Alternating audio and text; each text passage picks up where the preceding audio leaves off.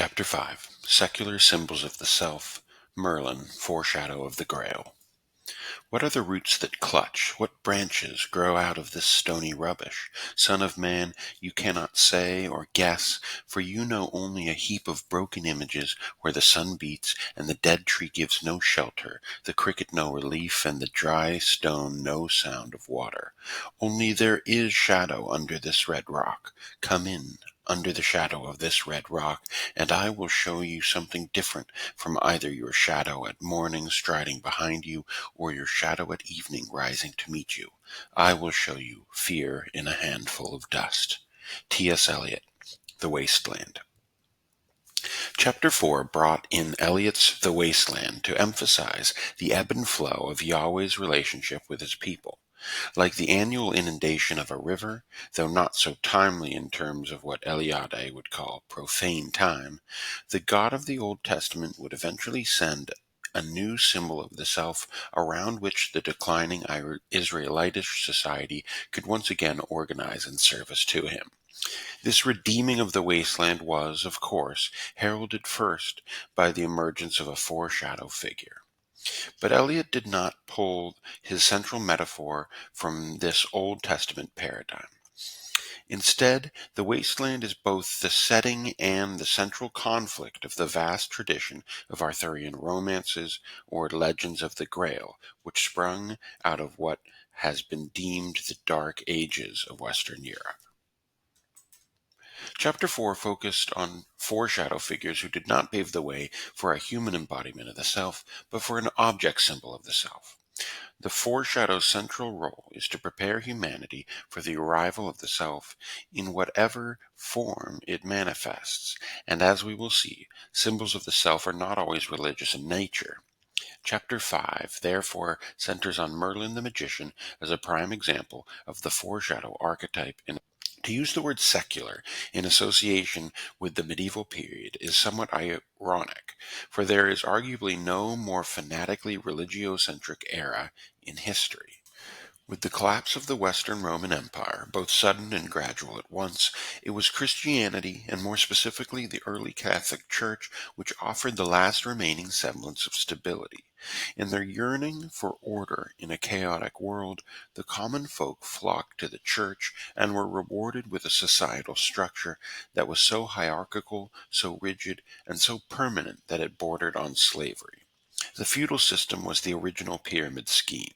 The peasant class was allowed to work the fields all of their lives and retain just enough food to survive in order to work the following day. The rest of the yield was sent up the pyramid as payment for the right to live on the land and in thanks for what little protection one's feudal lord might offer in defense of his own property, which was in turn granted to him from a higher feudal lord. But it was the concepts of nobility, of blood right, and of land ownership which made no upward mobility possible for the peasantry, and these notions originated within the Church.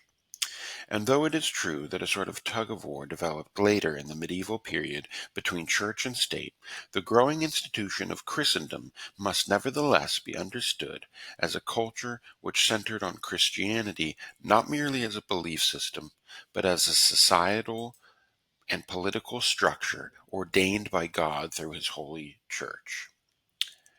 For further evidence of where the power was truly held, one need only look to the era of the Crusades, when tens of thousands marched blindly east to battle an enemy they knew nothing about, solely on the Church's promise that, live or die, they would be forgiven for the sins of their insignificant lives and welcomed into the kingdom of heaven. Jung's Christ, a symbol of the self, leaves little doubt that the figure of Jesus, the dying and rising God-man, whose very existence seems to emit mandala imagery, is the symbol of the self par excellence. But within this medieval society, so profoundly dominated by the figure of Christ and by the vibrant symbol set which surrounds him, what need was there for a secular symbol of the self? What enigmatic meaning was missing from the crucifix that showed itself in the sword and the stone? What needs did the Holy Grail fill that the Holy Communion could not?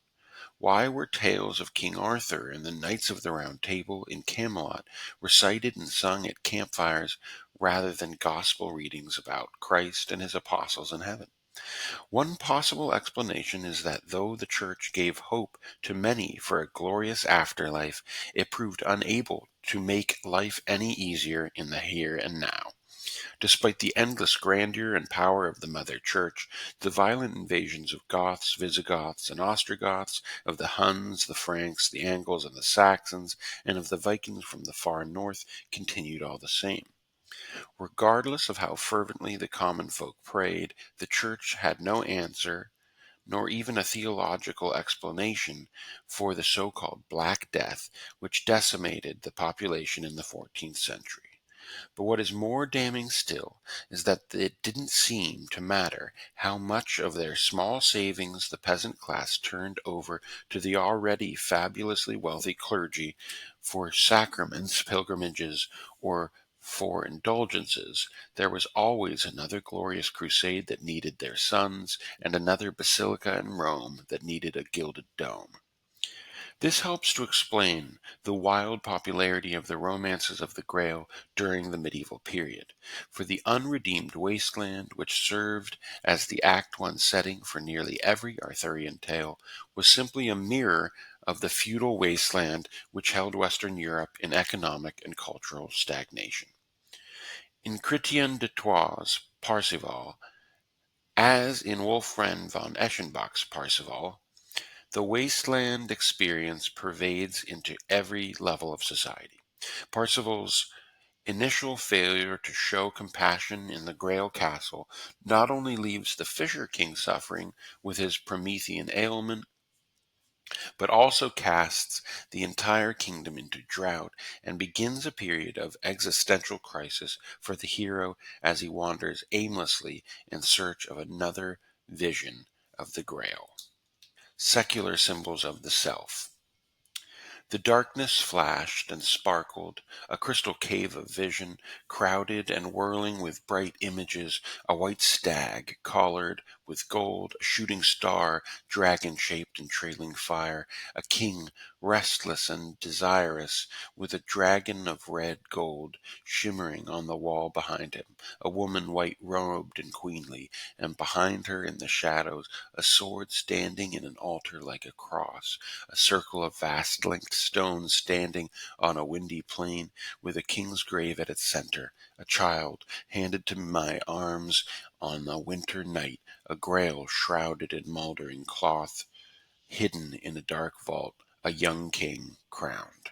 Mary Stuart, The Merlin Trilogy. Out of this feudal wasteland arose a series of what we will call secular symbols of the self, inexorably tied to the rich symbol set of Christianity, yet promising a more earthly form of redemption than that of the Catholic Church. These object symbols of the self, the Holy Grail, the mysterious standing stone circles, the sword in the stone, King Arthur himself and his knights of the Round Table, all seem to exude the circular imagery and balanced numbers that we have associated with the mandala, around which society naturally organizes itself. The standing stone circles, Stonehenge and Avebury. What is Stonehenge? It is the roofless past, man's ruinous myth, his uninterred adorning of the unknown in sunrise cold and red, his quest of stars that arch his doomed exploring, and what is time but shadows that were cast by these storm-sculptured stones while countries fled. The stones remain, their stillness can outlast the skies of history hurrying overhead. Siegfried Sassoon, What is Stonehenge? To claim the standing stone circles of Stonehenge and Avebury as Arthurian symbols of the self may at first seem misguided. Indeed, any notion of Stonehenge as a druidic site have long since been dispelled by basic archaeological data. Stonehenge is now thought to have been built more or less actively from approximately 3000 BCE until 1500 BCE, while the earliest records of the Druids came from the 3rd century BCE.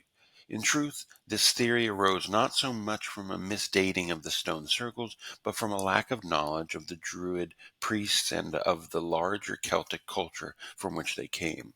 Documented evidence of the Celts stretches further back than that of the specific Druid religion, but still does not account for the antiquity of Stonehenge or the nearby Avebury, both of which were ritually significant even in the Neolithic age, millennia before the stones were ever erected.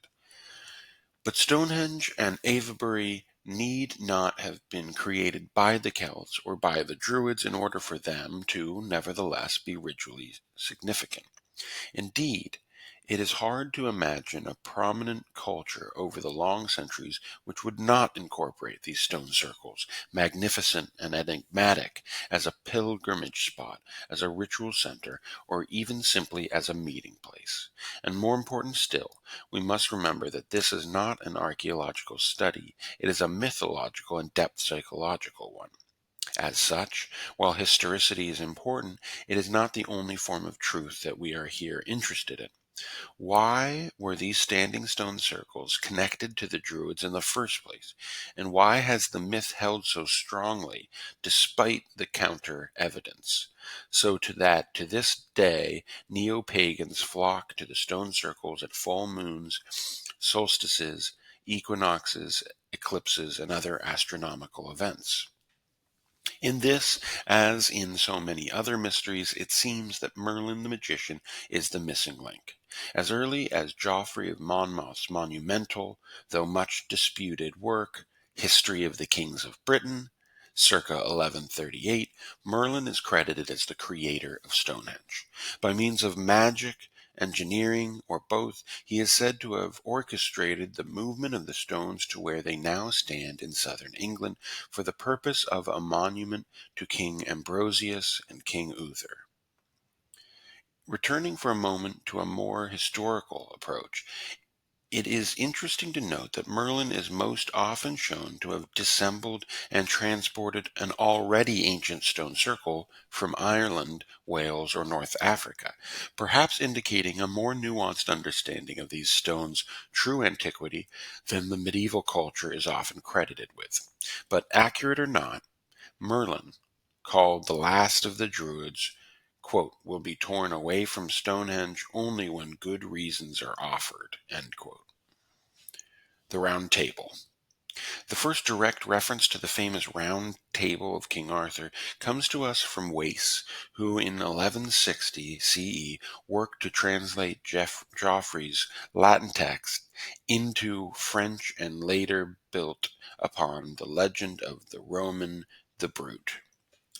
Even before exploring the round table as a clear mandala image, it is important to note that it also represents a stark contrast to the feudal pyramid of the time.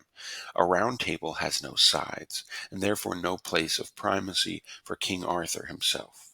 From the modern perspective, it is easy to overlook just how radical and even dangerous an image this was, which seemed to have sprung forth from the collective unconscious.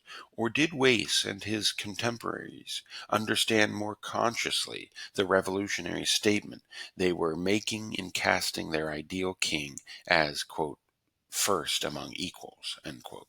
We may never know for sure, but it is intriguing to imagine Wace planting the seeds of change within the works commissioned by Henry II, father of the same King John who in 1215 would be strong-armed by his own barons into signing the Magna Carta, forever reigning in the absolute power of the kings of England.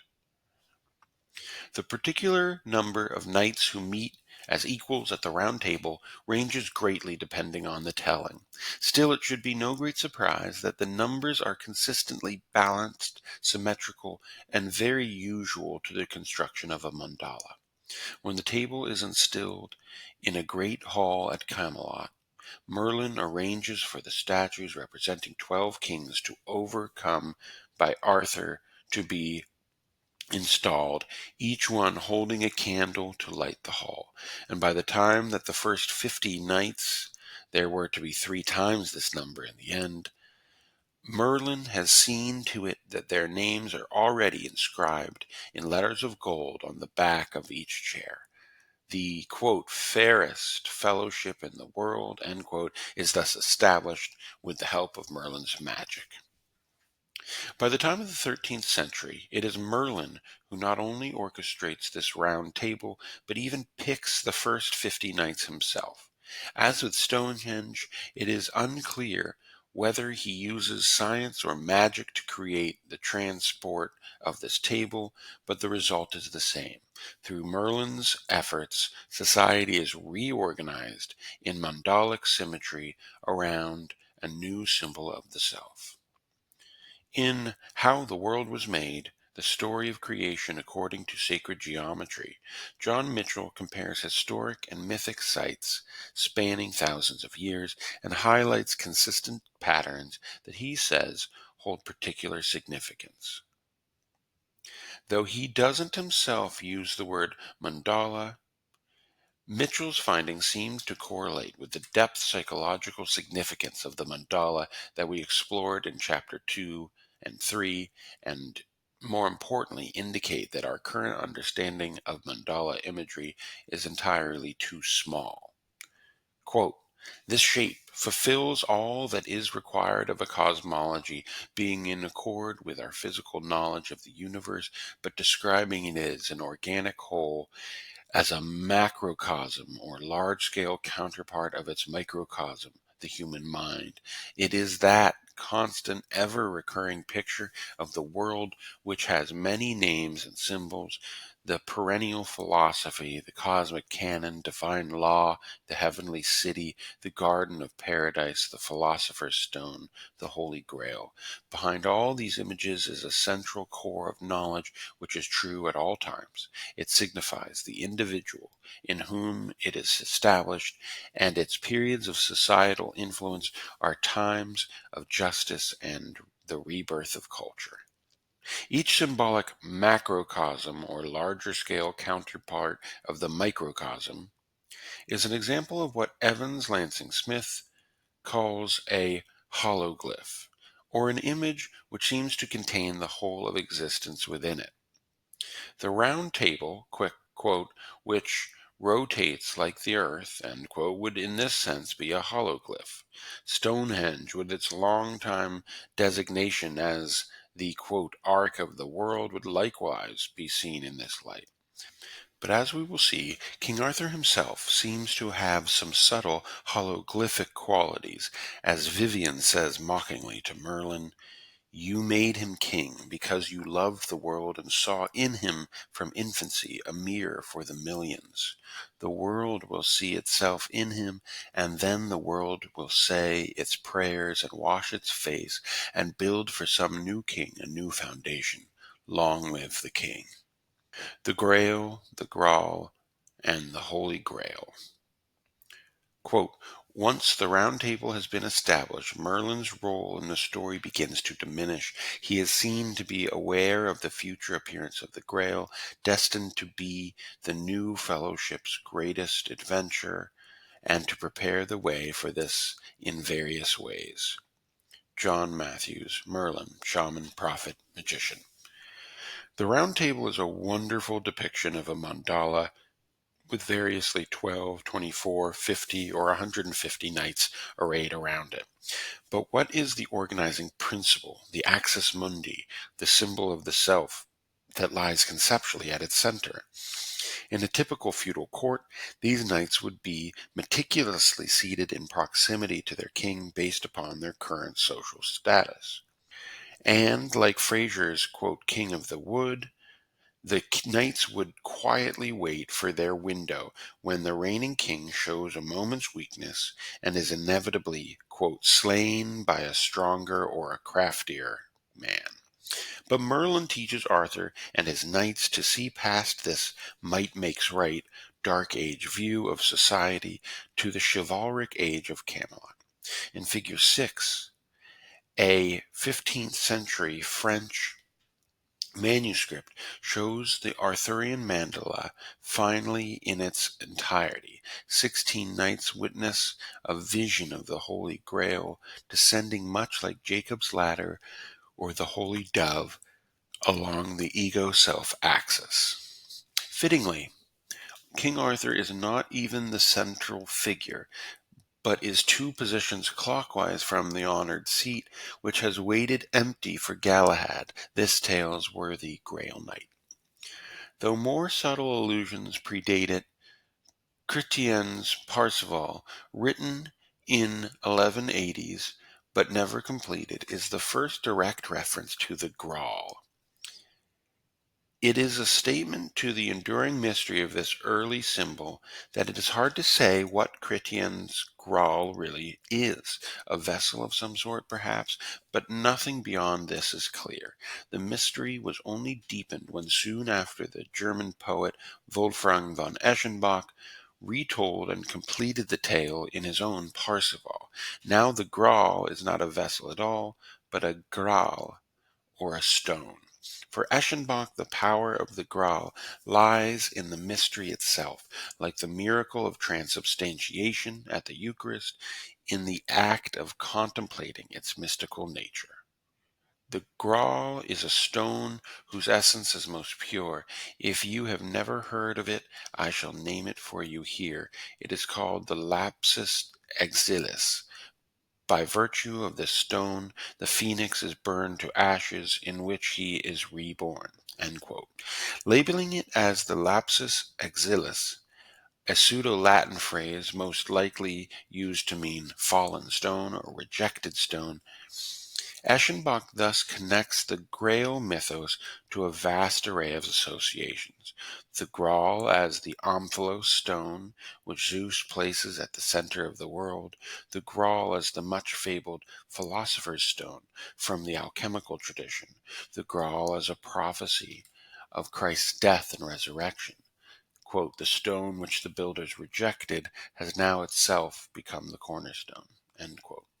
In Joseph de Arimathea, Robert de Boron finally makes the Grail's connection to Christianity explicit and establishes it once and for all as the chalice that we picture it today. More specifically, the Grail is here shown to be the very chalice that was at the Last Supper. In the Bible, Joseph of Arimathea takes responsibility for the burial of Jesus Christ. As the legend goes, he also gathered up the holy items from the Eucharist and carried them to Glastonbury, where he set up for the first Christian Church of England. Figure 7 highlights the now familiar iconography that Joseph of Arimathea takes on this tradition. He is depicted as an older man with a long beard, wearing a hooded cloak, carrying a wooden staff and the Holy Grail. Whether Joseph of Arimathea is a precursor to Merlin, or perhaps the other way around, their common role in the Grail mythos marks them both as foreshadow figures. King Arthur, once and future symbol. Quote, once upon a time there was a king who would have made his reign a monument for kings and peoples of the waiting ages to reverence and remember. The king reigned well for certain years, awaiting a sure doom. For certain years he waved across the world a royal banner with a dragon on it, and men of every land fell worshipping the dragon as it were the living God and not the living sin. Edward Arlington Robinson, Merlin.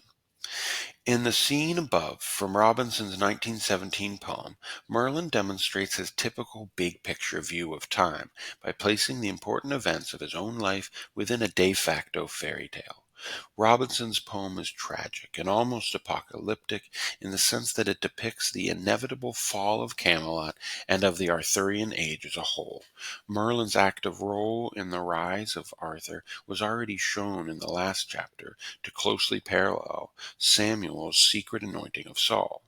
Both societies are in desperate need of a strong centralized leadership. Both foreshadow figures prophetically see that a supposedly low-born youth must be king. Both then take a series of secret arrangements to ensure this ascension. But, as with the last chapter, King Saul's true value to our study is as a cautionary tale. Saul's personal failings lead quickly to the loss of his crown, serving as a reminder that however regal he may appear, the earthly king can never truly be a symbol of the self. The seeds of King Arthur's doom are likewise planted early in the tale when his corrupt half-sister takes the innocent prince to bed where the incestuous son Mordred is conceived. Mordred is thus a living reminder to King Arthur that his golden reign is forever blighted. And this may add a deeper meaning to the fateful phrase, quote, "Here lies King Arthur, once and future king." Like King Saul, whose symbolic power was arguably greatest before he was ever crowned, or even like the beloved King David, whose deeply flawed actions are overlooked for the sake of his symbolic role, King Arthur can only fully embody the archetype of the self as a future potential or as a romanticized past. But perhaps Arthur's greatest strength as a leader, as an individual, and as a literary figure is his willingness to continue on despite his own imperfection. Arthur accepts that Mordred will be his undoing and heeds the sobering yet hopeful advice of Merlin. Quote, "Every life has a death and every light a shadow. Be content to stand in the light and let the shadow fall where it will." Through Merlin's eyes, Arthur sees not only a glimpse of his own death, but also of Camelot, of the Knights of the Round Table, of the Holy Grail, and, for the first time, glimpses of a single, unified country of England. Like any king, Arthur is less an embodiment of the self and more a vessel within which that archetypal energy is, for a short time, stored. Like the magical sword Excalibur that King Arthur pulls from the stone one winter night, Arthur's power is not his own. And as he lies mortally wounded by Mordred, this is why Arthur commands Sir Bedivere to throw Excalibur into the middle of the lake. When the Lady of the Lake reaches her hand out of the waters to catch the magical sword, she is taking Arthur's borrowed mantle back to its home in the depths of the collective unconscious. But if there is something unique in the figure of King Arthur, it is that he was, through Merlin's intervention, made conscious early of his own role and of his own end. Perhaps this is what makes the symbol of the sword in the stone and the Lady of the Lake so powerful. Together they depict a full arc of a man's life, a man who saw the dark end of his own story and founded Camelot just the same. A secular mythology. Quote, "Yet some say in many parts of England that King Arthur is not dead, but that by the will of our Lord Jesus came into a different place. Men say that he shall come again and recover the Holy Lands for Christendom. I will not say that it is so. Rather, I will say that in this world he changed his life. Many men say that this verse is written on his tomb. Hic jacet Arturus rex quondam rexve futurus." Sir Thomas Malory, Le Morte d'Arthur. In the figure of Christ, the medieval world already had a religious symbol of the self, potent and ever present. But as we have seen, it was not the kingdom of heaven which had fallen so completely into chaos in the wake of the Roman collapse, but rather the secular physical world. There are different sorts of wastelands, and while Sir Thomas Malory set his Le Morte d'Arthur in a late 5th century social wasteland, he clearly mirrored that setting after the political wasteland of his own time. During the War of the Roses, a decades-long dynastic war for the throne of England, survival often meant switching allegiances between the competing Lancaster and York families in an ongoing Game of Thrones. Like so many others, Malory at some point backed the wrong horse and in 1451 was sent to prison, where he remained on and off again until his death 20 years later. It is no wonder that Malory spent his final years in a prison cell writing Le Morte d'Arthur.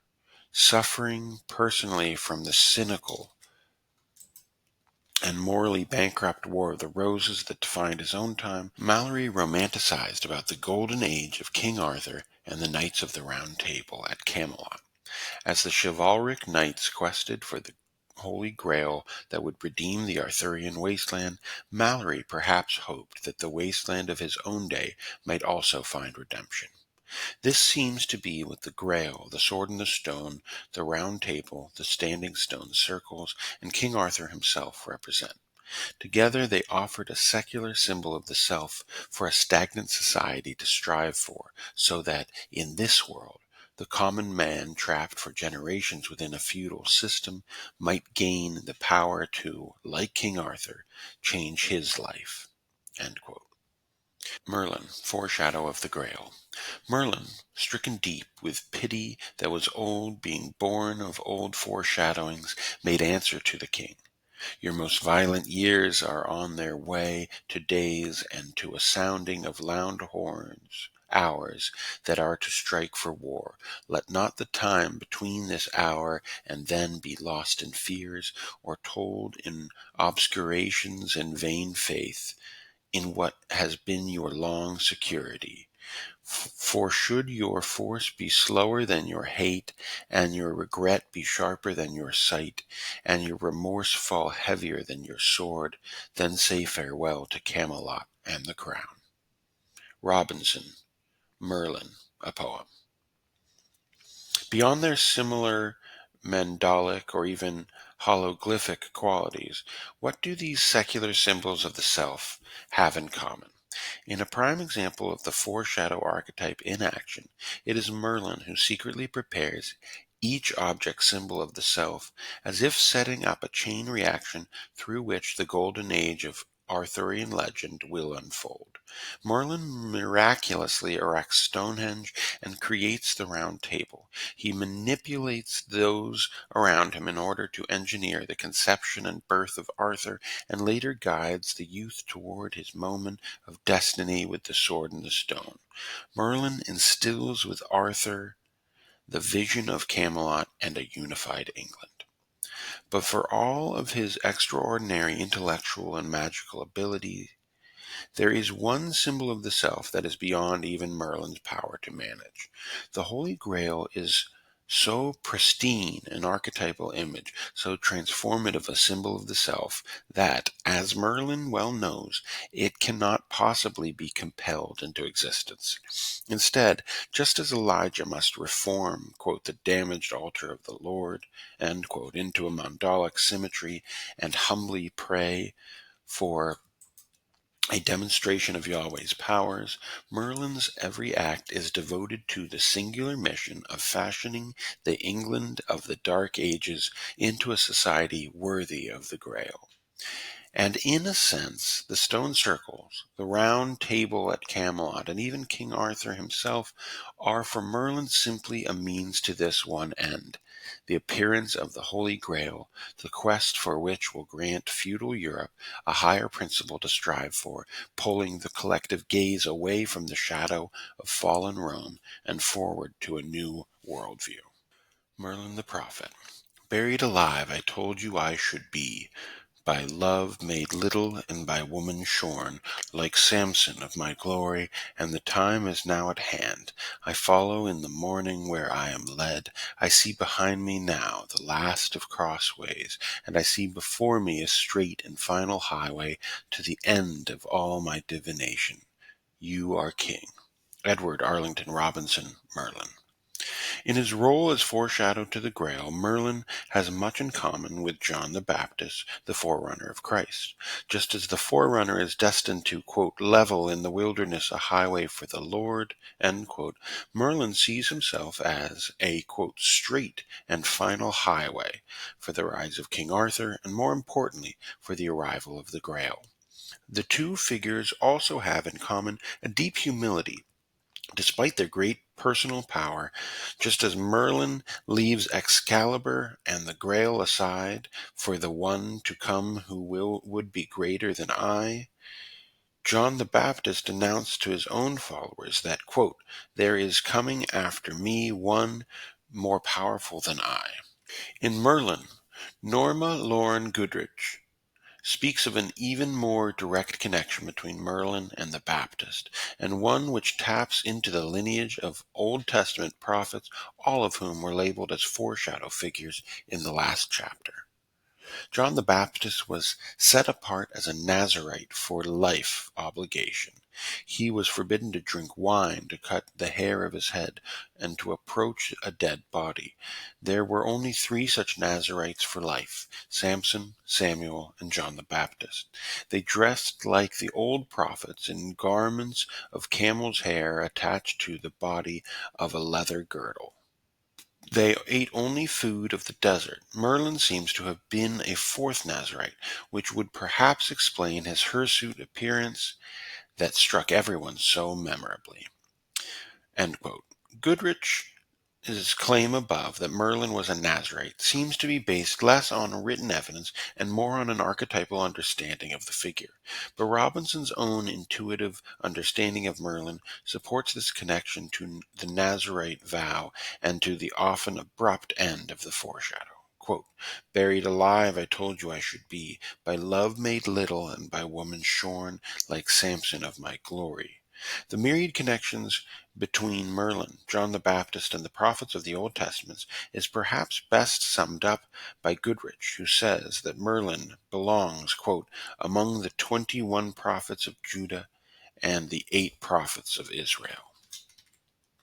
Merlin in history and early literature. Quote, "Despite his fame, Merlin remains one of the most obscure characters in the entire Arthurian cycle. It is as though he is always in the act of turning away from us, allowing only a glimpse of his face, a gleam of an eye, the ghost of a smile, a voice dying into silence. Perhaps because of this, he has been perceived in many different ways by the writers, artists, and storytellers who have portrayed him over the centuries." John Matthews, Merlin, Shaman, Prophet, Magician. Like many shadow figures, not to mention foreshadow figures, Merlin is somewhat of a shapeshifter. It is interesting to note, however, that this elusive mercurial quality can be seen both in narrative and in history. As a mythic or literary character, Merlin walks the countryside like the Nordic Odin, in disguise as a doctor or a beggar, holy man or madman, a scholar or a traveling bard. But as John Matthews explains in Merlin, Shaman, Prophet, Magician, the enigmatic figure also seems to wander through time itself in disguise, often hardly recognizable as the wizard from whatever particular version one was raised with. Quote, "For most of us he is Merlin the magician, Merlin the enchanter. He lives in a crystal cave, growing younger every day. He wears a pointed hat and starry cloak and carries a staff. But Merlin is far older than any of these ideas of his history. Indeed, he has had many guises since his first incarnation sometime in the 5th century AD as a prophet and shaman. From this shadowy beginning he has reappeared over the centuries as a magician, an alchemist, a sage, and even as a lover. This is Merlin the magician, the enchanter, the prophet, the priest, the shaman, the sage, the alchemist, the lover, the warrior. Were this chapter designed to be a comprehensive study of the historical Merlin, we still could not hope to satisfactorily cover every aspect of so ancient and multifaceted a character. Indeed, to truly search for the historical Merlin, we would have to make a series of assumptions, many of which are deeply un-depth psychological in nature. First, we would have to assume that Merlin was a single person and not, as Goodrich contends, a combination of two or more figures. Quote, "The theory of only one Merlin even now seems to stumble on the fact of dating by extending his life too long by several decades. One Merlin could not have been the victorious contemporary of King Arthur, who died in 542 in the first half of the 6th century, and also a defeated contemporary, the British chieftain of the Old North called Gwendolen, slain at the Battle of Arthur." Goodrich goes on to argue for two Merlins: Merlin, the warrior and supposed author of the famous prophecy, and Merlin, an enigmatic warrior poet who seems to have suffered from an early example of PTSD after the Battle of Archetype and gained fame as a madman wandering in the forests of the Scottish Highlands. But it is also an assumption to claim that Merlin existed as a historical figure in the first place, and from a depth psychological perspective, it is a rather dangerous one. There is a subtle violence to this sort of thinking. The moment we circle Merlin as the real Merlin, there is another Merlin who must be haphazardly crossed out. By elevating Merlin the madman, we lose sight of Merlin the prophet, Merlin the bard, or even Merlin the magician. In both narrative and historical time, Merlin is a shapeshifter. Attempting to pin down one real, final Merlin is therefore as difficult as Menelaus pinning Proteus, and as futile as arguing for one real, final interpretation of myth itself.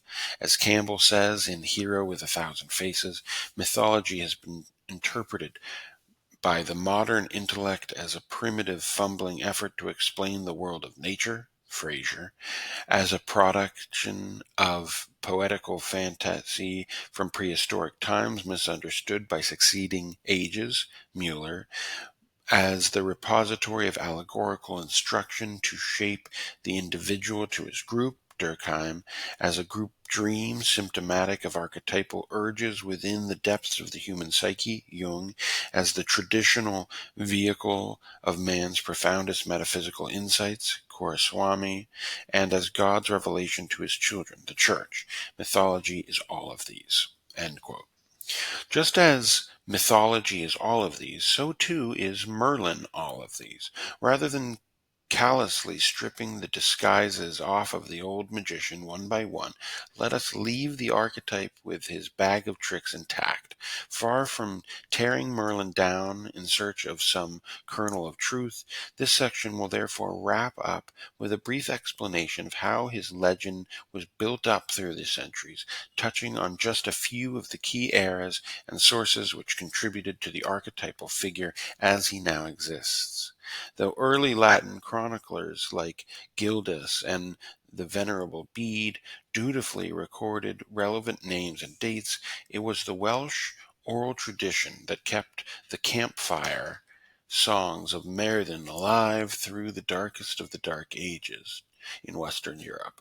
From the 7th through 9th centuries, these poems were written down mostly in the Old Welsh dialect. Though Merlin is described simply as a warrior in most of these poems, one 9th century text includes the meaning-laden phrase Disogon Merlin, or Merlin foretells, while another text from the time holds the first direct association between a bard named Merlin, Emrys, and King Arthur himself. It is also within this early tradition that tales of Merlin the madman begins, so that by the end of the 9th century, Merlin is already a poet, bard, and wild man prophesying from his home in the woods about the coming of the next kings of Britain. From here, the scent grows cold, as it were, for a number of centuries. The legends certainly continued to spread and grow over this time period, but it was Geoffrey of Monmouth's History of the Kings of Britain from 1138 CE that first brought all of the major pieces of the King Arthur mythos together, starting a sort of cultural obsession with the tales.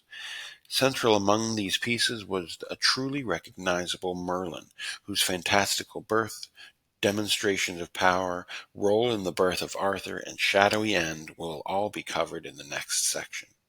Early in this chapter, we saw already how monks and other writers across Europe took Geoffrey's core of the Arthurian tale and added new elements from their own tradition, or simply from their own minds. Wace added the iconic round table and further solidified Merlin's semi-demonic roots with his 1160 work, Roman de Brute.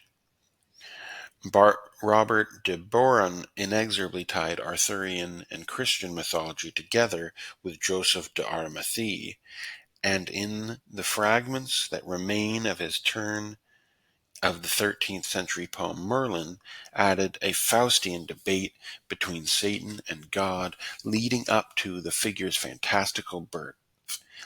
Late 12th and early 13th century, mostly French, Romance authors like Chrétien de Troyes, Wolfgang von Eschenbach, and Berulle helped to create the tragic and chivalric aesthetic now associated with Arthurian legend, but seems largely to have passed over the figure of Merlin.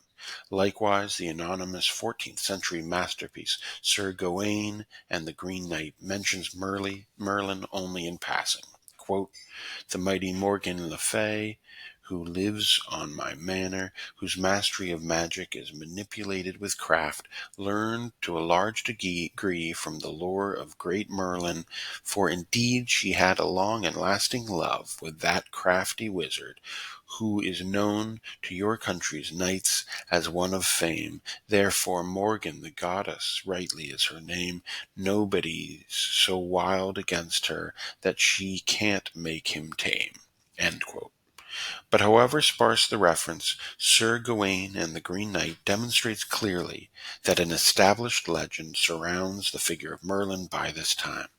With the major foundation set, later authors, Sir Thomas Malory, Edmund Spenser, Alfred Lord Tennyson, and more, certainly had room to experiment, but there was no longer a need for outright additions to Merlin's personal mythos.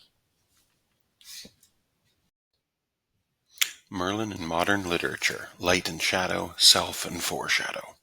What use to kneel to me, who am only the shadow of his shadow, only the shadow of a star that fell long ago? Mary Stuart, Merlin Trilogy, page 859. As with Merlin's complex history, it would distract from the goals of this dissertation to attempt an exhaustive study of the entire body of modern literature that has been influenced by Arthurian legend, and more specifically by the figure of Merlin. From T. H. White's 1938 novel The Sword and the Stone, book 1 of 4 in his Once and Future King series, to the 1963 Disney animated classic based on it, there are simply too many modern tellings to cover them all, and this does not even include the procession of literary and film figures who visually and archetypally have Merlin as a model. Just as Merlin recedes for years into his hidden forest dwelling, suddenly returning with renewed strength, so too does J.R. Tolkien's Gandalf the Grey fall into the depths of the earth, only to be seemingly reborn as the more powerful Gandalf the White, just as Merlin takes young Arthur under his wing and prepares him for what is to come, so too does George Lucas's Obi-Wan Kenobi train Luke Skywalker in Star Wars. So too does the great Albus Dumbledore mentor and protect a young Harry Potter to prepare him for his eventual confrontation with destiny in J.K. Rowling's ultra-popular series. Written from 1970 to 1979, Mary Stuart's Merlin-focused trilogy, The Crystal Cave, The Hollow Hills, The Last Enchantment, is certainly part of this group of modern additions to the Arthurian mythos. But for this chapter's character study, Stuart's insights are invaluable, in part due to her unconventional choice of what we might call a shadow protagonist, but even more for her seemingly instinctual understanding of depth psychology. Stuart early on establishes a light shadow motif that goes hand in hand with a Jungian approach. King Arthur, whose birth is heralded by a fiery red comet and who rides an all-white steed into battle, is associated with light and thereby with the archetype of the self. Quote, Mithras, Apollo, Arthur, Christ, call him what you will. Merlin said, what does it matter what men call the light? It is the same light, and men must live by it or die. But though Merlin's every action is focused on preparing for this light, Stuart's trilogy is nevertheless focused on Merlin himself. It should be no surprise, then, that Merlin's association to shadow is even more established. He is called the Prince of Darkness. Tales are told that he walks, quote, with no more sound than a ghost and no shadow even on a sunny day. End quote. The enchantress Morgause prophetically curses him, saying, "You are nothing, Merlin, you are nothing, and in the end you will only be a shadow and a name." End quote. Thus far, Stewart's use of a light shadow motif has been fairly typical in casting shadow as a pejorative term. As such, it adds little to our study of the proposed foreshadow archetype, other than to clearly delineate Arthur as an ego hero of consciousness and Merlin as a shadow figure of the unconscious. But when Stewart brings light and shadow together, they are consistently seen to complement rather than antagonize one another. It is in this complementary sense that Merlin calls himself Arthur's shadow, a metaphorical title which literally plays itself out in the symbolically potent moments leading up to Arthur's ascension. Quote, "I moved then. I lifted my arms high. From somewhere a breeze ran in through the open window and stirred the colored hangings, so that behind Arthur the scarlet dragon clawed up the golden banner and sent my shadow towering like the dragon's shadow, with arms raised like wings. The power was here. I heard it in my voice." End quote. Time and time again, Merlin is associated with shadow, not in a general sense, but quite specifically as the devoted and loving shadow of King Arthur. And just as Arthur is no more than a momentary vessel for the archetypal powers of the self, Merlin is ever conscious of the true source of his more shadowy powers. As he says, quote, "I shall know when what I foretell is human instinct and when it is God's shadow." Foreshadow figures explored in this dissertation distinguish themselves from more traditional shadow figures in part by the sort of humble deference to the ego described above. But this quality accounts for only half of the archetype's essence and misses the full reason that I have named it the foreshadow. As we have seen, the foreshadow is the before shadow. It arrives just prior to and makes preparation for the imminent manifestation of the self. But even this more nuanced understanding of the foreshadow archetype is reflected in the Merlin trilogy. It is at times uncanny the way that Stewart subtly weaves together the concepts of shadow and foreknowledge or foresight. Like John the Baptist, Merlin is himself a, quote, forerunner, a shadow cast before. He sees the murky future only when, quote, gods trail the shadows of foreknowledge across the light, end quote. In the final example, Merlin looks up at the night sky and sees a vision, both subtle and complex, which foreshadows the coming of the golden age of Arthur. Now the brilliant arch of stars above me was like the curved roof of the cave, with the light flashing off of the crystals and the passing shadows flying, chased by the fire. You could see points of red and sapphire, and one star steady, beaming gold. Then the silent wind blew another shadow across the sky with the light behind it, and the thorn trees shivered, and the shadow of the standing stone. Unbeknownst to Merlin, and perhaps even on a conscious level to Stewart herself, Merlin's role is also projected there in the night sky. The foreshadow, the shadow, chased by the fire, prepares the way for King Arthur, the Holy Grail, and the archetype of the self. The Story of Merlin. Quote, "I came to see the king, but why see kings? All this that was to be is what I saw before there was an Arthur to be king, and so to be a mirror wherein men may see themselves and pause. If they see not, or if they do see, and they ponder not, I saw, but I was neither fate nor God. I saw too much, and this would be the end. Were there to be an end, I saw myself, a sight no other man has ever seen, and through the dark that lay beyond myself, I saw two fires that are to light the world." Robinson, Merlin, a poem. Thus far, Chapter 5 has been devoted to adding context, fitting the medieval period into its larger historical context, exploring how the tradition of Arthurian legend was born from and fits into this medieval period, establishing Merlin's vital yet mysterious role within Arthurian legend, and surveying how the folk figure himself developed over the centuries in a literary sense. But having done so, we will now, for a time, put historical, chronological, and literary context aside in order to view Merlin with a truly depth psychological lens, as a timeless and universal archetype of the collective unconscious. Indeed, are aspects of Merlin's tale that were incorporated into his legend in the 12th century any truer than those added by Stuart in the 1970s? From a depth psychological perspective, the answer would be not necessarily, or perhaps we'll have to wait and see. With this in mind, the study will now explore the major facets of Merlin's ever-growing legend, regardless of how or when those particular details made their way into the tradition. The birth of Merlin. The other is of aspect more antique and more awful, uncouth and unkempt, and crowned with oak leaves, the son who had no human, as they say, for a sire, an incubus of the air, that urged its embraces on an enclosed vestal vowed to virginity, a Christian nun, clandestinely in the night.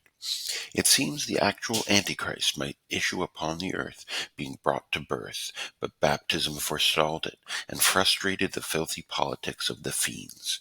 It is Merlin, last master of the magician traditions which Druids deliberated and divulged to their pupils, closely guarded in collegiate confraternities among the stone circles and the solitary groves. 3 out of the 4 of the Gospels begin with the birth of John the Baptist, leading Burke to call him the dividing point of the ages, the living boundary marked for the new dispensation, the proclaimer of the fullness of time. So too does the book of Exodus begin with the birth of Moses, and the book of Samuel with the birth of Samuel. It should be no surprise, then, that many of the great Arthurian legends begin not with the birth of Arthur, but years earlier with the fantastical birth of Merlin. But the similarities do not stop here. Other than the prophet Elijah, whose origins are an utter mystery, every foreshadow figure discussed thus far in this dissertation was conceived and born in what might be called semi-miraculous circumstances. Moses is born to an elderly couple and is prophesied to, quote, receive the Torah from the flaming torch. Samson is born to an unnamed barren woman and is prophesied to deliver Israel from the Philistines. Samuel is born to the pious yet infertile Hannah, who is prophesied to walk before the Lord's anointed evermore. John the Baptist is born once again to the devout but barren Elizabeth, and is prophesied to go before the Lord in the spirit and with the power of Elijah. Unlike truly miraculous, divine conceptions associated with embodiments of the self, the foreshadow is merely conceived in unlikely or untimely circumstances. The conception of the conception and birth of Merlin is fantastical, but it is also far from divine. When a presumably devout nun becomes pregnant, she is accused of breaking her vows and threatened with execution by fire. The woman denies that she's been with a man and claims that she was visited by a shadowy creature. Quote, God help me, I never knew or saw the man who fathered this fellow on me. I never heard, and I certainly can't tell for sure, if it even was a man by whom I had him, but I do know this for certain, and I'll swear to its truth. After I had grown up, a certain creature, I don't know if it was a phantom even, used to come to me and kiss me hotly. He used to speak to me like a man, and he felt like one. For many times he spoke with me, but he never really revealed himself. He came to me again and again, and he kissed me and slept with me so often that I finally grew pregnant, but I never knew that any man but him.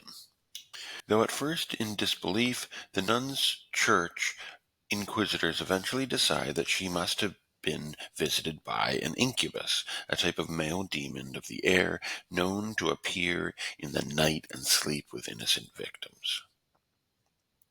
When the child is born, there is little doubt that he is a quintessential shadow figure. Like Mr. Hyde, Enkidu, Esau, and, as we will see in the next chapter, Hanuman, his entire body is, quote, thickly shaded with a swarth growth of hair.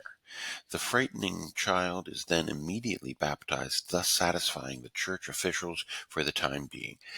But when at only 18 months old, Merlin shows the magical precociousness usual to the foreshadow archetype and begins to speak like an adult, his mother is put on trial yet again.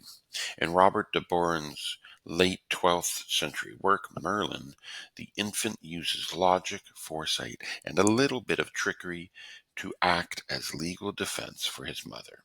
Merlin said, "I will tell you, more out of love for you than out of fear for your authority. I want you to know that I am the son of a demon who seduced my mother. He is from the race of demons known as the incubi who live in the air. He gave me the ability to know all things said and done in the past, and that is how I know what life your mother has always led. Our Lord, moreover, wanted me to have that memory because of my mother's virtue and her true repentance, and because of my own submission to the commandments of the Holy Church. He granted me the power to know the things to come." At this moment, it is almost as though Merlin, while defending himself and his mother from the accusers who would demonize him, is also defending his archetypal self from being demonized in an ultra-Christian dualism of the medieval age.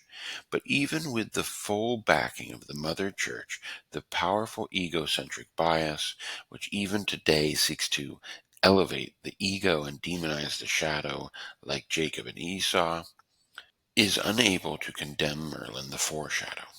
The Rise of Merlin and the Tower of Vortigern. When Merlin took them over, he said, "My lords who prophesy, tell me why this building won't stand up. If you can't tell me why this tower crumbles to the ground, how can you predict that my blood is needed to make it stand up?" Weiss, Roman de Brute, page 90 and 91. The next major chapter in Merlin's life shows him facing off against a treacherous king and his magical advisors. According to Wace's Roman de Brute, shortly after the Roman forces pulled out of the British Isles in the 5th century, a warlord named Vortigern burned the good King Constant and drove his 2 younger brothers into exile across the English Channel.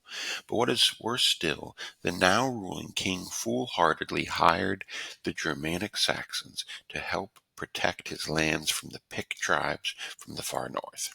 These Saxons, of course, refused to leave, thereby causing far more destruction than they were originally hired to prevent. Perhaps in the hopes of protecting himself from the enemies that now threatened him from north and south, Vortigern then decided to build a great stone tower. The work begins, but in typical fairy tale style, the foundations of the tower crumble every night, baffling the builders and enraging Vortigern. When the king consults his soothsayers, they use Vortigern's superstition against him, telling him that, quote, "the blood of a fatherless child must be mixed with the mortar used for the foundations." Sired by an incubus, Merlin is seen to fit the bill.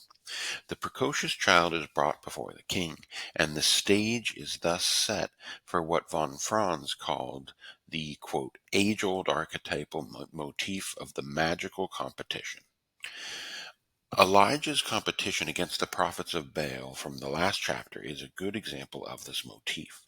Despite ritually dancing and cutting themselves for hours, the prophets are exposed as charlatans when Baal's sacrificial pyre remains unlit, putting King Ahab's rule on shaky ground and establishing Elijah as the true representative of the archetype of the self. Moses, with the help of his brother Aaron, confronts Pharaoh and his magicians in a very similar fashion.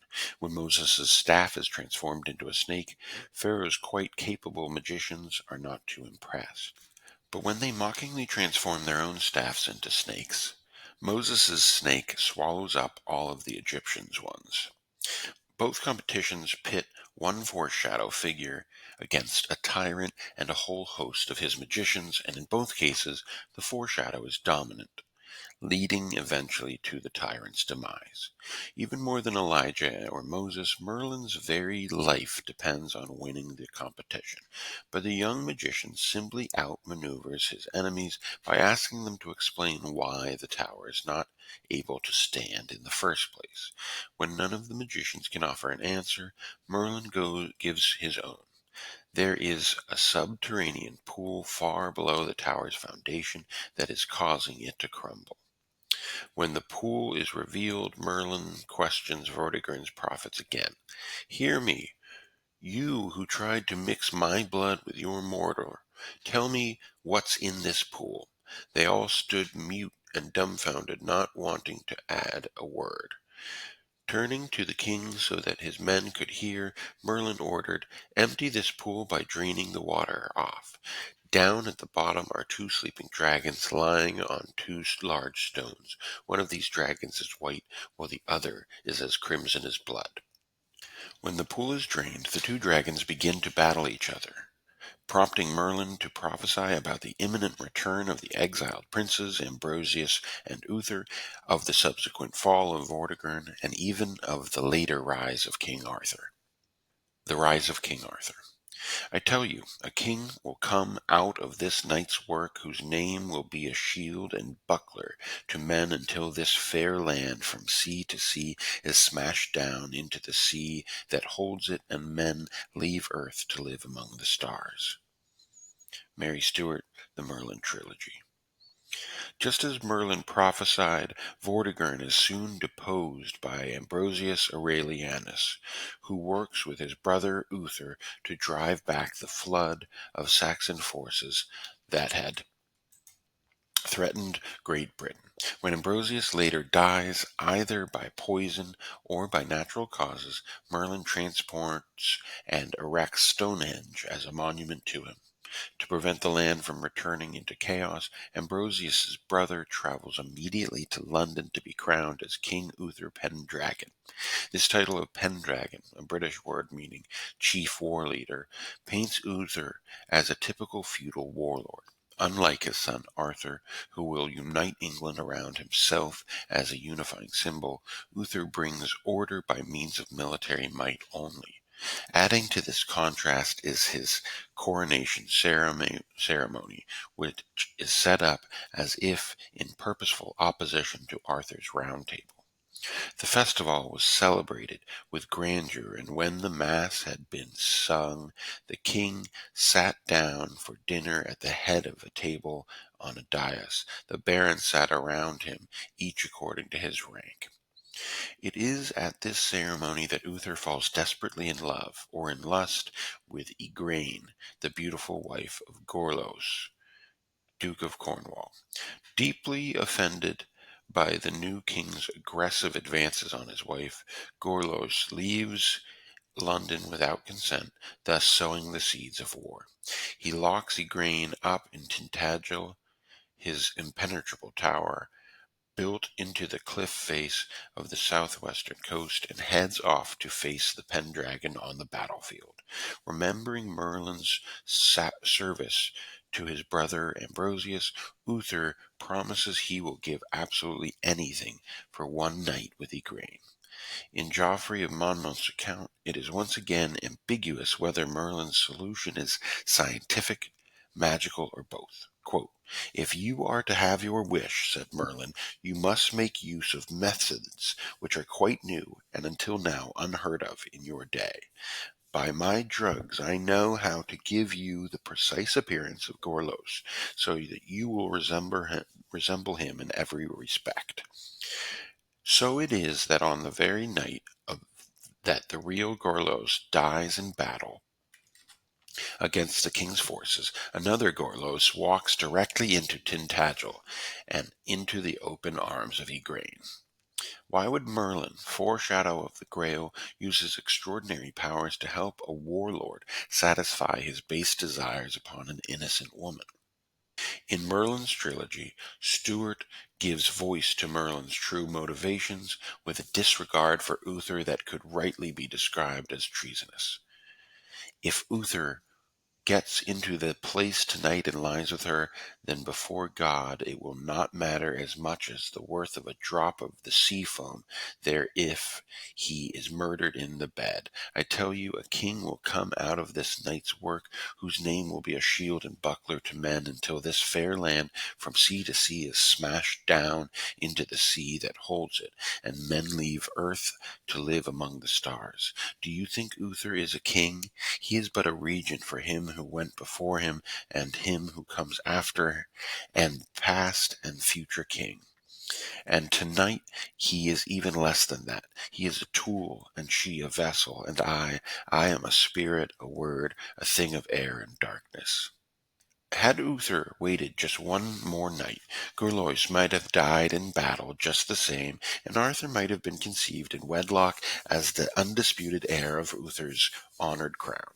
Instead, Uther is seen as an immoral tyrant, Igraine as a foolish or unfaithful wife, and Arthur as their illegitimate bastard conceived in sin. But for Merlin the Foreshadow, that, quote, thing of air and darkness, end quote, the shameful events at Tintagel form the only possible road to the golden age that he has foreseen. Indeed, would Uther have ever handed over his legitimate heir to be raised in secret by a hermit in the woods? And what type of king would Arthur have been without the guidance of Merlin, raised in a feudal castle by a feudal warlord? The Golden Age and the Fall. Artorius is dead, your friend and mine. The prop is fallen, the image of an order that momentarily flashed, a meteor in the night, is gone. John Heath Stubbs, Artorius. As we have seen, Robinson's poem Merlin is a tragedy set in the twilight of Camelot and the Arthurian age.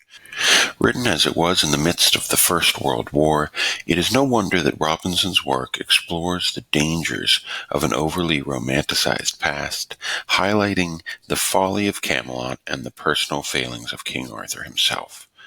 But were we to focus too heavily on this one source, it would be all too easy to forget that the long reign of Arthur is, almost by definition, a golden age. Despite dealing with the same tragic subject matter, John Heath Stubbs' 1973 epic poem Artorius successfully retains the shine of this golden age. He paints Arthur not only as a symbol, but also as a good king, a good man, and a good friend who will never be forgotten. Quote, Artorius is dead, your friend and mine, the prop is fallen, the image of an order that momentarily flashes a meteor in the night is gone.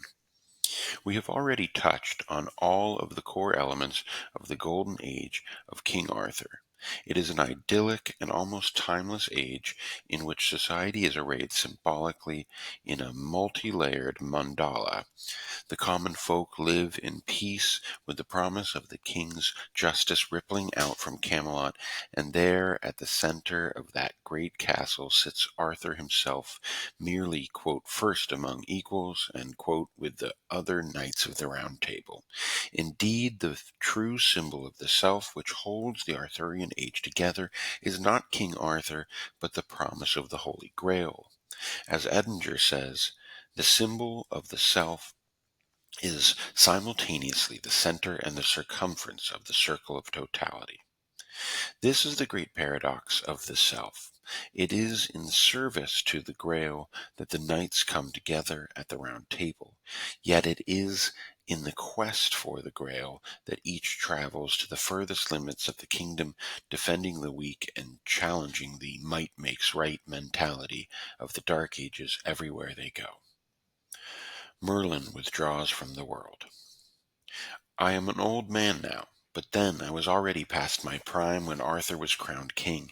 The years since then seem to me now more dim and faded than the early years, as if my life were a growing tree which bursts to flower and leaf with him, and now has nothing more to do than yellow to the grave. Mary Stuart, The Merlin Trilogy, page 11. Where is Merlin for this golden age which he helped to create? In his character study of Merlin, Matthew offers what he calls the, quote, pragmatic reason for Merlin's sudden withdrawal. Quote, at the beginning of the Arthurian era, he is active, arranging for the birth of the future king, finding Arthur his magical weapon, helping to establish the Round Table, and guiding the knights through their first adventures. But as the king grows more independent, Merlin's role diminishes, and it is at this moment that an event occurs that sows the seeds for the future destruction of the kingdom. Matthew is, of course, referring to the aforementioned scene when Arthur is tricked into sleeping with his half-sister, at which point the villainous Mordred is conceived. Shortly after this, Arthur falls in love with Guinevere and ignores Merlin's warnings that she will eventually betray him with the great Sir Lancelot. But while these events are clearly the reason for Arthur's decline, they in no way explain Merlin's withdrawal, except perhaps to argue that Merlin fled rather than watch human frailty destroy his dream of Camelot. In truth, the weakness in Matthew's argument here is that he gives a narrative answer to an essentially archetypal question. In truth, Merlin suddenly withdraws from the world because it is in his archetypal nature to do so.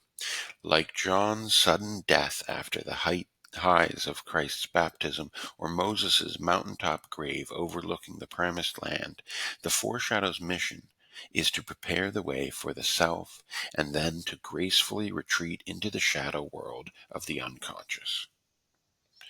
Conclusion. The Cry of Merlin. Quote, do you know what I wanted to carve into the back face of this stone? Le Cri de Merlin. For what the stone expressed reminded me of Merlin's life in the forest after he had vanished from the world. Men still hear his cries, so the legend runs, but they cannot understand or interpret them. C.G. Jung, Memories, Dreams, Reflections. For much of his long history, Merlin's shadowy end has been viewed as a tragedy brought on by a woman. At the height of his extraordinary powers, the wizard falls in love with a budding enchantress who, like Samson's Delilah, John the Baptist's Salome, Enkidu's Shamhat, or Eve herself, uses his affection for her in order to beguile his powers away from him. Once Merlin has given up all his ability to resist, so these versions say, this feminine betrayer uses his sorcery against him, trapping him for all of time, variously in a stone tomb, a glass tower, or in his own crystal cave. The sheer antiquity of this motif makes categorizing it as sexist all but irrelevant. Still, the depth psychological approach helps to shed light on the true archetypal role that Merlin's lover plays and why this role has so often been demonized. The collective medieval psyche was so dualistic to its core that all perspectives that were not situated entirely in the light of Christian consciousness were therefore assumed to be entirely dark and even satanic. The active process of demonization, which so nearly threw Merlin out of the proverbial bathwater, is itself a defense mechanism for a rigid and fragile psyche which has not yet developed the ability to accept nuance of any sort. Indeed, it is a testament to the importance of Merlin's archetypal role that this dualistic culture overlooked his continued ties to paganism, to the so-called dark arts, and to the shadow world in general, in order to carve for him a permanent niche within the Arthurian tradition. But if it was a miracle that Merlin survived this millennia-long process of demonization, it is, unfortunately, too much to ask that Nimue, Ninain, Vivian receive the same treatment, considering her equally clear ties to the shadow world of mystical paganism and the added sin of being a woman in a male-dominated world. With notable Jungian verbiage, Matthews argues that this shadowy feminine figure, often conflated with the villainous Morgan Le Fay, originated as an empowering priestess or even as an early goddess figure. Quote, thus the empowerer becomes the betrayer, and, as so often in the world of Arthurian romance, the role of the woman is subverted and changed from positive to negative. But enough of the original archetype was preserved in the figure of Nimue to ensure that in texts such as Le Morte d'Arthur, she continues to fulfill her role as an otherworldly lady of the lake, while in the Vita Merlini, her true function as the holder of the ways between this world and the other world could still be seen. End quote. One need only look at the vastly differing connotations of what were once gendered synonyms like witch and wizard to see that this trend continues to this very day. For both Nimue and Merlin himself, a far more respectful and empowering line of thinking is to believe, as many modern thinkers do, that Merlin retreated from the world of his own volition. As can be seen in his title, Merlin, Priest of Nature, Jean Markel is at his best when he discusses this withdrawal phase of the mythos. Markel grants Merlin full agency in his final act and even calls him a exemplary model for those of the modern age who are, quote, endeavoring to reconcile man and nature by taking refuge in the heart of the forest or by agreeing to go to the invisible prison of the fairy Vivian. Merlin withdraws completely. He separates himself from the society of his time and affirms his discovery of a new reality, a new alliance. From this it is evident that Merlin, who is taken for a madman, is in fact a sage. As an aspect of the shadow archetype, the foreshadow can only survive the direct light of consciousness for so long before returning to its natural dwelling place in the collective unconscious. This also helps to explain Merlin's mysterious esplumior, or, quote, place of shedding, in the darkness of the woods. Like a molting bird or a hibernating bear, Merlin patiently waits through the long centuries until he is called again from the shadows. Whether buried alive in a glass tomb or waiting to be recalled from his molten cage, we can be sure that Merlin's end is as mysterious as his birth.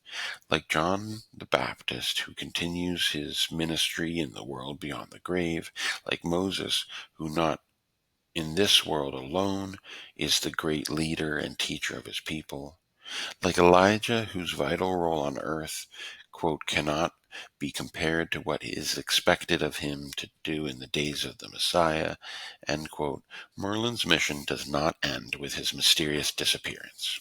Quote, people still hear the voice of the prophet issuing from his prison air, and many spoke of the Cry of Merlin, which was capable of invoking many wondrous occurrences.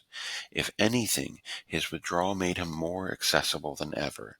From the depths of the esplumior, he was to emerge in centuries in countless new forms, reimagined and restored in the hands of new generations of writers, thinkers, and believers.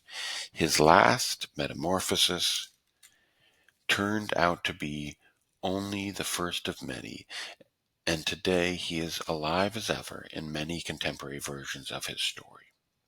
One of these countless writers, thinkers, and believers who heard the cry of Merlin was none other than Jung himself. In celebration of his 75th birthday in 1950, Jung erected a decorative standing stone on his Bollingen Tower property on the coast of Lake Zurich. As usual, he granted his unconscious mind the agency of expression. Quote, do you know what I wanted to carve into the back face of the stone? Le Morte to Cry of Merlin. For what the stone expressed reminded me of Merlin's life in the forest after he had vanished from the world. Men still hear his cries, so the legend runs, but they cannot understand or interpret them. An aging man himself, past the prime of his life, it is not difficult to see the parallel that Jung was making. In the twilight of a career that had so profoundly affected the modern age, perhaps Jung sought guidance on how to, like the great Merlin, retire from the world with grace, dignity, and even after his death, a lasting voice. The Romance of Arthur, an anthology of medieval texts in translation, begins with the following words. The romantic legend of King Arthur and his Knights of the Round Table seems more and more to have some foundation in history. But even if a prototypical Arthur or Merlin did in fact live in the 5th century CE, the legends still do not belong to that era, but rather to the many subsequent centuries in which the stories were told and retold, sung and resung, written and rewritten. It is in the chaos of the Germanic and Viking invasions of the early Middle Ages, in the societal prison of feudalism in the High Middle Ages, and in the meaningless suffering of the Black Death, the Years' War, and the War of the Roses in the late Middle Ages, that the major ingredients of the Arthurian tradition coalesced to form the stable framework into which the Holy Grail would manifest. Indeed, wherever there is a wasteland, social, political, or existential, there is also the potential for the Grail. Is there a Grail offering redemption for the modern wasteland, for the trenches of the First World War which inspired Eliot's The Wasteland? And was Eliot's modern Grail quest from 1922 foreshadowed by Robinson's 1917 Merlin? Why, Merlin does not appear overly concerned with the prospect of Arthur's death and of the fall of Camelot, much less his own death. As Robinson says, quote, "We pass, but many are to follow us, and what they build may stay, though I believe another age will have another Merlin, another Camelot, and another king." The Grail does not belong to one particular age or tradition, and neither does the mysterious Merlin. In Robert de Boron's 12th century text, Merlin makes a clear plea, as if through time itself and the modern reader. Quote, "Because I am dark and always shall be, let my book be dark and mysterious in those places where I will not show myself." Markel encourages us to heed the great magician's quest. It is important to be very cautious in the assessing the origins of a well-defined mythological figure. In the case of Merlin the Enchanter, we have the image of a colorful character endowed with certain powers that he uses as he thinks best, possessing the gift of prophecy, a man of the woods, but also a completely refined scholar whose somewhat mysterious birth, ambiguous conception, paradoxical life, and incomprehensible disappearance open wide before us the doors of a magical, not to say divine domain. Perhaps he is a real man ranked among the gods. Perhaps he is a god who became a historical hero. Perhaps he is an exemplary being, the incarnation of an imminent myth that was only waiting to be personified once again. Though we may never know who the real Merlin is, we can nevertheless recognize him by his humble devotion to his mission, the archetypal mission of the Foreshadow. Wherever there is a wasteland, there is a potential for a Grail and a Merlin to foreshadow its arrival.